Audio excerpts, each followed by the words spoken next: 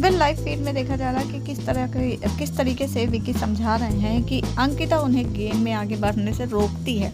बता दें क्या हुआ। यहाँ विकी बताते हैं कि जब मुझे अप्रिशिएट किया जाता है वीकेंड के बार पे या कभी भी, तो जब मैं खुश होता हूँ और बहुत ज़्यादा खुश होता हूँ, तब उस समय आप जो है मेरे पास नहीं आती है मेरी खुशी में शामिल होने के लिए।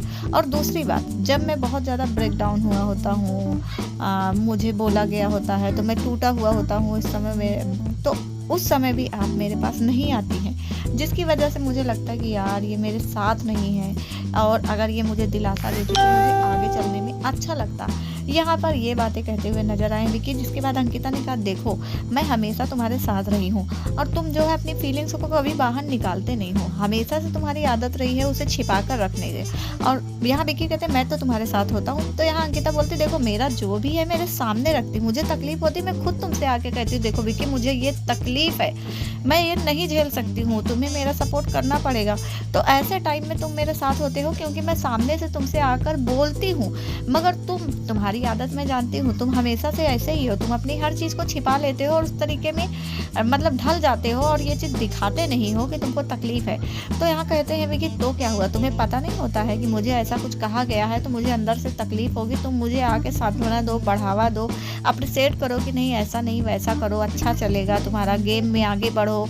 तो ये सारी चीज़ें जो है विकी यहाँ गलतियाँ गिनाते हुए नजर आ रहे हैं अंकिता। और सामने से अंकिता विकी से ये कहती है कि देखो तुम कभी भी नहीं बोलते हो, मुझे कैसे पता चलेगा। दूसरी बात, यहाँ विकी ये भी कहते हैं कि तुम कभी भी, जब मैं खुश होता हूँ, मैं बहुत ज़्यादा खुश होता हूँ, तो तुम आके अपने दुखड़े लेकर पहुँच जाती हो, मुझे कंप्लेन करना शुरू कर देती हो, तुम मेरे साथ ऐसा करते वैसा।